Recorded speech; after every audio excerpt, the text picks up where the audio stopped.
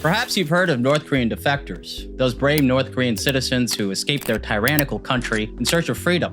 Recently, I found myself wondering, has the reverse ever happened? Has anyone ever tried to defect into North Korea rather than out? More specifically, has anyone crossed the demilitarized zone on foot? The DMZ is one of the most militarized borders in the world. Created in 1953 by a truce, it split the Korean peninsula into two countries. Today, the DMZ is protected by thousands of troops, millions of landmines, infrared motion sensors, and robotic sentry guns. Crossing it to live in a famously despotic country like North Korea would be an astonishing thing to do. Yet, it's happened several times before. 6 Americans have deliberately crossed the DMZ into North Korea on foot. One man did it in 2023. Another man did it in 1982. But they aren't the focus of this video. This video is about 4 men who crossed between 1962 to 1965. Their names were Larry Allen Abshire, James Joseph Dresnock, Jerry Wayne Parrish, and Charles Robert Jenkins. Their stories stand out because they defected as young soldiers and remained there for the rest of their lives. All of them died in North Korea except Jenkins, who left with 39 years of rare insight into the most closed-off nation on Earth. Officially, the Korean War never ended. The 1953 truce paused the fighting, but North and South Korea are still technically at war. Korea was the first stage of the Cold War, and it decimated both countries. American troops, who called their involvement in the war a police action, stayed in Korea to protect the southern half of the DMZ. In the early years following the ceasefire, the DMZ was surprisingly relaxed. Part of the truce agreement was that no guns were allowed within the DMZ. Americans and North Korean soldiers exchanged cigarettes and chatted. Engineer tape was the only thing that divided North and South Korea. By the mid-1960s, violent skirmishes became routine. In 1976, North Korean soldiers killed 2 American soldiers for cutting a tree branch. That incident almost started an all-out war. After that, barbed wire fence was erected, and the DMZ became far more restricted. The 4 defectors all had grievances about army life in South Korea. The winters were frigid, the summers humid. The country was still ravaged by war a decade after the ceasefire. Their soldiering duties were a non-stop grind of patrolling the DMZ, guarding watchtowers, or training. They were all part of the 1st Cavalry Division, but none of them knew each other before defecting into North Korea. They all defected at different times.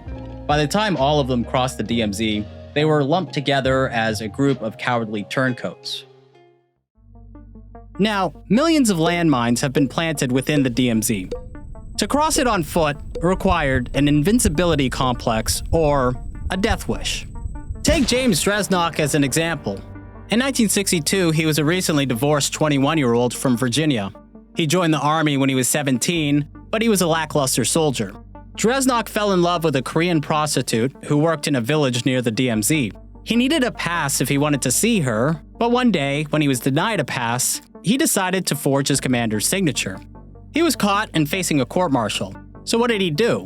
In broad daylight, Dresnock, a very large man around 6'4", bulldozed his way across the DMZ in front of his entire company. He carried a shotgun, which he fired at a fellow soldier who tried to stop him. The North Koreans heard on the radio that he was coming, and they were ready to arrest him by the time he crossed. In 1965, a 24-year-old sergeant from North Carolina named Charles Jenkins drank 10 beers before leading his squad on a nighttime patrol of the DMZ. A few hours into the patrol, he ordered them to stand by while he took a leak. Then he abandoned his men and hiked north. Jenkins ran because he was terrified of dying in combat, either in Korea or in Vietnam, where his division was rumored to be sent to next. In May 1962, Larry Abshire, an 18-year-old from Illinois, ran towards North Korea. He was the first American soldier to defect to North Korea by crossing the DMZ. He kept getting caught with marijuana, so he decided to defect in order to avoid being punished. December 6, 1963, Jerry Wayne Parrish, a 19-year-old from Kentucky, disappeared from a nighttime patrol. He slipped away from the back of a squad, discarded his rifle in the woods, and left a note on it telling his mother that he loved her. He was afraid of his alcoholic stepfather, who threatened to kill him if he returned home to Henderson, Kentucky. Parrish's mother believed that he was kidnapped by communists. She never gave up trying to petition officials to help find her son. She suffered from nightmares where he appeared helpless and scared while being apprehended by North Korean soldiers. Tragically, Parrish's mother died of cancer 3 years after he defected. The four Americans had a lot in common: poverty, living in foster homes, minimal education, and all of them unremarkable soldiers. Each of them were troubled young men who joined the army because they had nowhere else to go. Dresnok was abandoned by his father as a child in the reception area of a retirement home. Abshur was also abandoned. Parrish was physically abused by his stepfather. Jenkins dropped out of the 8th grade to support his large family. The four Americans were between 18 to 24 years old. Jenkins was the oldest and the highest ranked. He was rapidly promoted to sergeant in only a year, which he credited to sucking up to a colonel. The defectors were Cold War trophies belonging to Kim Il-sung. They were white-faced American turncoats willing to star in anti-imperialist propaganda. The Workers' Party kept them well-fed and comfortable enough to look healthy in photographs. At any moment, Kim Il-sung might need to show off his Americans, so they were protected from starvation, slave labor, and execution. Jenkins was told that Kim Il-sung declared that each American was worth 100 Koreans, which made him feel safe that they wouldn't be executed no matter what. The Americans crossed the DMZ at different times. None of the four defectors were communists or politically motivated in any significant way. Their motivation for desertion was simple. It was either fear of combat or fear of discipline. Every time one of them defected, North Korean radio broadcasts confirmed that they were living happily in the country and quoted them denouncing the United States' involvement in Korea. Dresnok's voice played on a loudspeaker from the North Korean side of the DMZ. His voice was played to encourage American troops to defect. Staged photo shoots showed off their supposedly fulfilling lives. I'm a Lucky Boy, a diary purported to be written by Dresnok in barely comprehensible English, was circulated in Japan and South Korea. The Americans quickly regretted their decision to defect. Everyone in North Korea knew someone killed by Americans. Up to 20% of the population had died during the war. So, they were openly contemptuous towards the American bastards, or dogs, which were the names they called the defectors. Dresnok admitted that he didn't think he could adapt to life in the country at first. Jenkins wrote, "I was so ignorant. The country I was seeking temporary refuge in was a giant, demented prison. Once someone goes there, they almost never get out. In 1966, they tried to escape the country. They sought political asylum at the Russian embassy in Pyongyang. A sympathetic Russian diplomat listened to them for hours, but sent them away saying that there was nothing he could do after he phoned Moscow. After their North Korean handlers learned that they tried to escape, they were kept under even tighter confinement. When all the other Americans gave up, Parrish remained desperate to escape. He went to the Chinese embassy by himself and was also denied there. He suggested various escape routes. They could go through the mountains to China, or they could build a raft and float out to sea. But the others felt that escape was hopeless. They were certain that they were stuck in North Korea until the day that they died. After the escape attempt, the Americans were kept secluded in a series of ramshackle houses. A Workers' Party leader lived with them and monitored their every move. Their handlers were either called leaders or cadres. Cadres were a few ranks higher than the leaders. The Americans were acutely aware that they were always being listened to. One day, they found multiple microphones hidden in the house, as well as a recording deck underneath their handler's bed. Life for the Americans was relentlessly dull. They spent most of their time studying the political teachings of Kim Il-sung, as well as Korean history.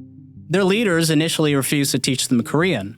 They even taught them a phony alphabet to throw them off. But eventually, they accepted that the Americans were going to learn the language anyway, so they taught them the language properly. Studying the teachings of Kim Il-sung was the defectors' jobs. They were paid a small allowance to spend 11 hours a day reading and memorizing textbooks. The leaders tested their ability to recite the material, often in Korean, before they even knew how to speak the language. It hardly mattered whether they passed their tests or failed, as they were just given more books to read regardless. When they had idle time, they often went fishing, or they visited the foreigner-only department store in Pyongyang. Just like ordinary North Koreans, they were subjected to weekly sessions of self-criticism. I spoke about self-criticism sessions at length in my video about the Weather Underground. So if you're interested to learn more, go check that video out. For most of the self-criticism sessions, the Americans simply made up ideological errors to confess to. In 1972, the Workers' Party announced that the defectors had studied enough to qualify for North Korean citizenship. They were to be tested in Korean. The defectors had to learn how to recite the goals of the Fifth Workers' Party Congress of 1970 in order to pass the test. They phonetically memorized the 100-page booklet for months until they were able to speak at length about plans discussed at the Congress. They were given 50 questions, and a few of them were chosen at random. But they all passed, and they were given citizenship. With citizenship, they were given more freedom. With that freedom came homes, jobs, and women. The Workers' Party sent them women called cooks. Essentially, the cooks were courtesans. They were expected to fulfill every role of a wife, except they weren't allowed to marry the Americans or have their children. All of the cooks were North Korean women who were divorced and reportedly barren. And the fact that they were barren was key. The Workers' Party didn't want miscegenation. If the American defectors happened to have mixed children with Korean women, the Workers' Party really wouldn't like that. Jenkins lived with his cook for 7 years in mutual contempt. She hated him because Americans killed her father, and he suspected that she was stealing from him and spying on him. His leaders pressured him to sleep with his cook. He claimed that he didn't want to sleep with her and was beaten for refusing. Then one day, all of the cooks disappeared. It turned out that Abshur really got along with his cook, and surprisingly, she wasn't actually barren. When she became pregnant with Abshur's child, herself and the other cooks mysteriously disappeared. After the scare with the almost miscegenation, North Korean officials decided that this time they'd find non-Korean women for the Americans. 4 women were kidnapped from Lebanon. The 4 women were told that they were competing for secretarial jobs at a top Japanese firm. It turned out that the women were all highly connected. They came from rich families who were able to pressure the Lebanese government to track them down and bring them home from North Korea. One of the women, named Saham Sharaite, was pregnant with Parish's child when she returned from North Korea. She told her mother that she intended to stay in North Korea. She said that she was married to Parish, loved him, and wanted to start a family with him.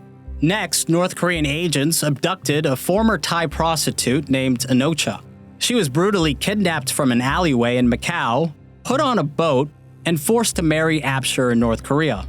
A Romanian painter named Doina Bumbia was kidnapped from Italy by a fake art dealer who offered her a job at a gallery in Japan. Instead, she was abducted, taken to North Korea, not allowed to leave, and then forced to marry Dresnok. On August 12, 1978, a 19-year-old Japanese nurse named Hitomi Soga was jumped by 3 men. She and her mother were returning home from grocery shopping on Japan's Sado Island. Hitomi was stuffed inside of a body bag, shoved into a motorboat, and taken to North Korea on a larger ship. Hitomi's mother, who was also kidnapped, was never seen or heard from again. Their neighbors on Sado Island thought that they were running away from Hitomi's abusive father. Neighbors assumed that Hitomi and her mother just got on a ferry and decided to never return. Instead, Hitomi was in North Korea, where she spent 18 months learning the Korean language, studying Kim Il-sung's teachings, and Korean history. Originally, she was kidnapped to teach Japanese language and Japanese customs to North Korean spies. But eventually, the Workers' Party changed their mind. Instead of teaching Japanese to spies, they decided that she would make a suitable wife for Jenkins. Despite having an age gap of about 19 years, as well as a massive language barrier, Jenkins was married to Hitomi 38 days after first meeting her. 2 months later, she was pregnant, but unfortunately, the child did not survive. A couple years later, they had 2 daughters. Jenkins claimed that he didn't pressure Hitomi into doing anything romantic. He said that he just let things happen naturally. Eventually, when she was more comfortable around the Americans, she admitted that she was kidnapped from Japan. Hitomi said that she was taken to Jenkins' house without knowing who she was going to visit, so she was very surprised when she saw an older foreign man. At first, she was bothered by the thought of a lot of time spent around an older American man, as well as strangers on the street seeing them together and judging them. But then she became more comfortable and fell in love with Jenkins. Despite all 4 defectors being dropouts with low general technical aptitude scores, Kim Il-sung made them college professors. For 8 years, the Americans taught English at a military college run by the North Korean Reconnaissance Bureau. There they taught the sons of the country's elite English. They did so with thick regional accents that, by then, were completely dated. According to Jenkins, they deliberately sabotaged their classes, teaching nonsense words and barely putting in any effort. Eventually, someone noticed that they were hurting the students' English more than they were helping. And because of that, they were fired in 1985. Along with teaching, the defectors served Kim Jong-il's obsession with Hollywood films. Kim Jong-il was secretly a huge fan of Hollywood films. He had a massive private collection of over 20,000 films. Both Jenkins and Dresnok spent years translating movies in Kim Jong-il's personal collection, including many of the Bond films, which was his favorite film series. The 2 American defectors also translated a military textbook and a book on interrogation techniques. They wrote the military textbooks using a typewriter seized from the USS Pueblo by the North Koreans. Kim Jong-il's passion for movies led to a passion for filmmaking. Famously, a South Korean filmmaker and an actress were kidnapped to make North Korean films. If you're interested in learning more about that topic, check out Atrocity Guide's excellent video on it. The defectors appeared in numerous North Korean films. They starred in a 20-part revolutionary epic called Unsung Heroes.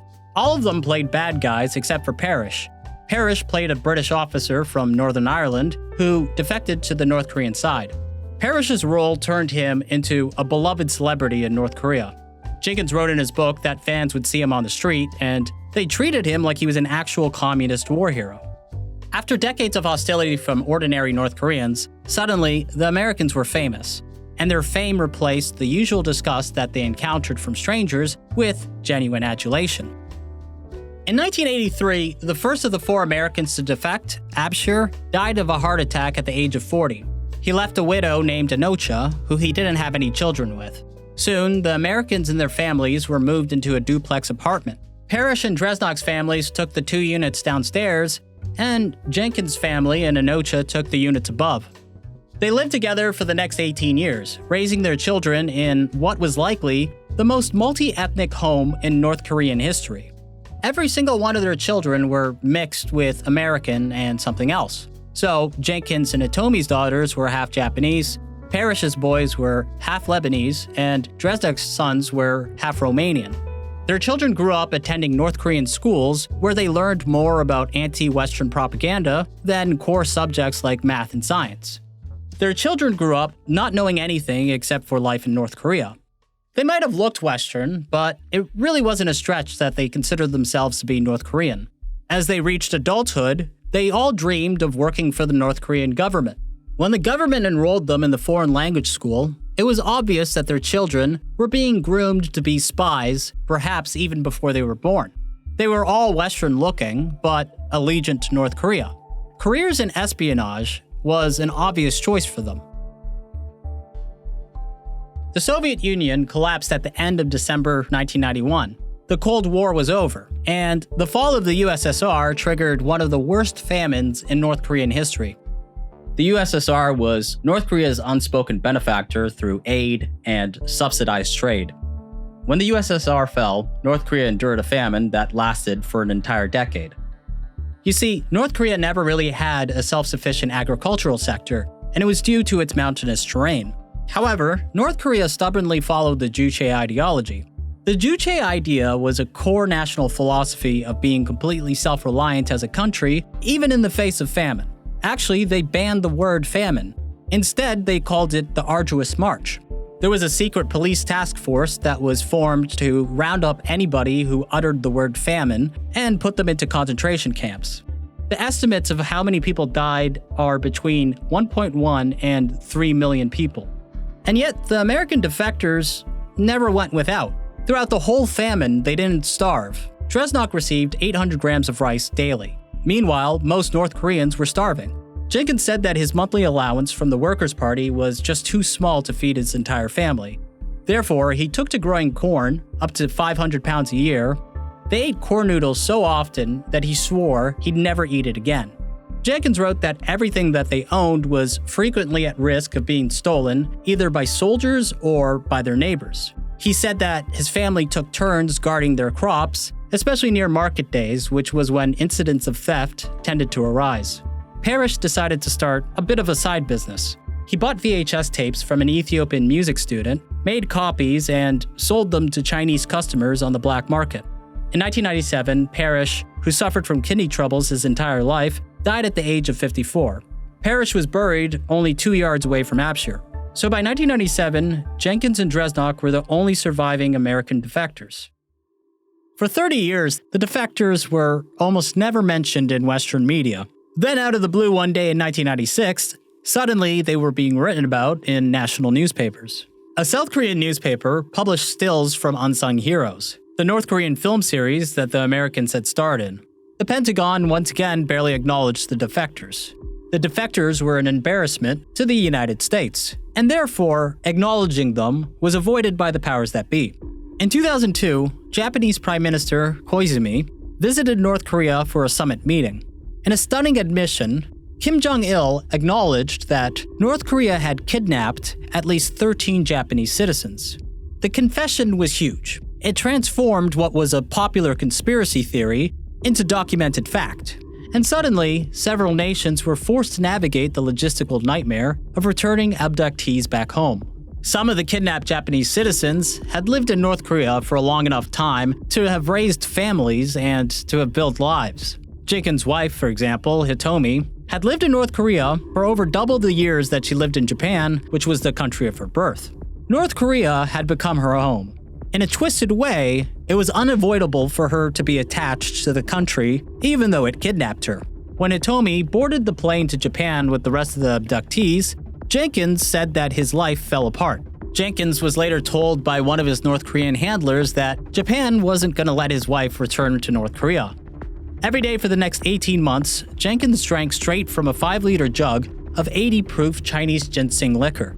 His handlers supplied all the alcohol he wanted. He drank all day and night. Weeks and months started to blur together. His hands shook so badly in the mornings that he couldn't raise a coffee cup to his lips. Eventually, the alcoholism gave him prostate troubles, which required surgery. In his misery, Jenkins cursed the name of the man that he held responsible, Japanese Prime Minister Koizumi, who he blamed for breaking apart his family. Then one day, he received an unexpected invitation to meet Koizumi personally. What began as a hostile confrontation softened when the Prime Minister explained that Hitomi didn't want to return to North Korea. What she wanted was for her family to come live in Japan, and the North Korean government, surprisingly, was agreeing to let them leave. The Workers' Party tried to bribe Jenkins to stay. They gave him and his daughters lavish gifts. They promised him a beautiful new house, a car, cash, alcohol, whatever he wanted. After speaking to the Japanese Prime Minister, all of these bribes and offers started to make a lot of sense. Jenkins also thought about Dresnok, who kept coming around and insisting that if Jenkins left North Korea, he would spend the rest of his life in an American prison for desertion. He believed that Dresnok was being sent to convince him to stay. However, Jenkins also thought that Dresnok kinda had a point. Jenkins didn't know what would happen if he left North Korea, and it scared him. What if he spent the rest of his life in prison? Eventually, even though he was afraid, he decided that he would go to Japan to live with his wife and face consequences with the American Army. Jenkins, along with his 2 daughters, agreed to reunite with Hitomi in Indonesia.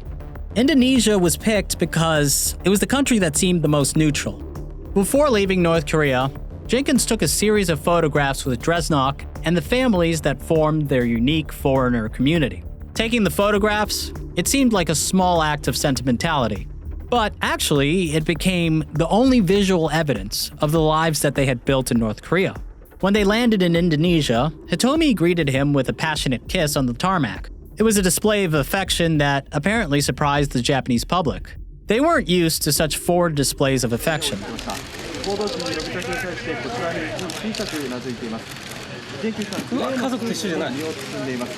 その後ろから降りてきたのは曽我さん、そして2人のお嬢さんです。ジェンキンさん、ゆっくりとした足取りで、憲兵隊事務所の前に行き、そして On September 11th, 2004, exactly 3 years after 9/11, Jenkins turned himself in to the U.S. Army. He was court-martialed and pled guilty to desertion as well as aiding the enemy. Because of that, he was dishonorably discharged. The judge sentenced him to 30 days in military prison, but he was released 5 days early for good behavior. His mother was still alive. At 91 years old, she was still living in the same home that he left her when he joined the army. Jenkins spent a little time in North Carolina before she passed away. There, he also got to see some childhood friends. Then he returned to Japan. After 40 years, I'm very happy to go to visit my mother, my family, and America. But only 1 week, I'm going back to Japan to live with my dear wife and her family. He lived on Sato Island with Hitomi and their daughters. Japan awarded him permanent residency in 2008. Jenkins found work at a local museum where he sold rice crackers. He wrote a book about his 39 years in North Korea, which he said was like living on another planet. In the book, he revealed a lot about Dresnok. He called Dresnok a bully. He said that Dresnok had bullied Apture, calling him Lenny from Mice and Men for being a bit dim. Jenkins claimed that Dresnok used his imposing size to threaten Apture to do his chores for him. Jenkins claimed that he beat up Dresnok. After that, he said, Dresnok stopped picking on Apture. Jenkins wrote that for over a period of 7 years, Dresnok would gleefully beat him whenever ordered by North Korean handlers. Jenkins estimated that there were over 30 beatings during that time. He wrote that the first beating occurred after he refused to sleep with his cook. Other revelations in the book were about North Korean kidnapping victims, especially Dresnok's deceased Romanian wife, Doina. Jenkins wrote about the North Korean government's plan to turn their children into spies, and he wrote about an incident where he was held down as his U.S. Army tattoo was forcibly cut off his arm without any anesthesia. It wasn't immediate, but Dresnok was able to respond to some of Jenkins' claims in a documentary that he starred in. Dresnok denied most of the unsavory revelations that Jenkins had made. He said that there was only ever one fight and not 30 like Jenkins claimed. But there's a glaring unreliability about Dresnok. He was still loyal to North Korea and living in the country. So when he was asked about his widow, he denied even knowing which country she was from. The documentary factually pointed out that his wife was from Romania and she had been kidnapped from Italy. Dresnok also addressed the story that Jenkins told about his tattoo being forcibly removed. He said that the same thing happened to him and that both he and Jenkins had their tattoos voluntarily removed because they both deemed them to be inappropriate. Dresnok and Jenkins both openly admitted to hating each other. Their animosity towards each other was actually kind of remarkable. These were two men who were tied together by extraordinary circumstances for nearly 4 decades, and for several years, they really only had each other to rely on. They spent most of their lives together, but hated each other. Dresnok said that he felt sorry for Jenkins and his children for choosing to leave North Korea. He was certain that Jenkins would rot in prison for the rest of his life. He elaborated further about why exactly he hated Jenkins. He called Jenkins a drunk with a big mouth who always tried to pull rank because he was a sergeant while the rest of them were lower ranked. But Dresnok hated that because outside of the army, he believed that they were all equals. Both men died within a year of each other. In 2016, Dresnok died of a stroke. Dresnok's sons confirmed his death in an interview. They also added that they believed the United States would be destroyed in the case that it launched a preemptive strike against North Korea. The video features two brothers of American heritage in Pyongyang, speaking in what one expert calls a North Korean accent. The American imperialism. The United States wants to conquer the world, pursuing anti-North Korean policy, trying to take over Asia. The United States must abandon its anti-North Korean policy. It's done a lot of bad things. A year after Dresnok's death, Jenkins died of cardiovascular disease in Japan in 2017. Both Jenkins and Dresnok were heavy smokers. Jenkins would spend 39 years in North Korea before finally leaving. In an interview, he claimed that he was a double agent sent to North Korea by the US to spy.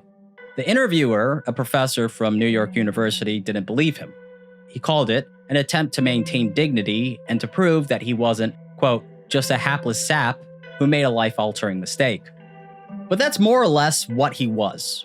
A 24-year-old, drunk and terrified of being sent to Vietnam, who abandoned his men, walked across a minefield in the middle of the night, and crossed the DMZ into North Korea. By making that decision, Jenkins gave up everything, his country, his freedom, decades of his life, to escape a war that he was never even sent to fight. He later learned that his division was reorganized into a helicopter unit before it was deployed to Vietnam. Almost none of the men that he served with in South Korea ended up going to Vietnam. So his decision to defect into North Korea was all for nothing. It's tragic to consider. His legacy began and ended with a shameful mistake. And he died fully aware of what his mistake cost him.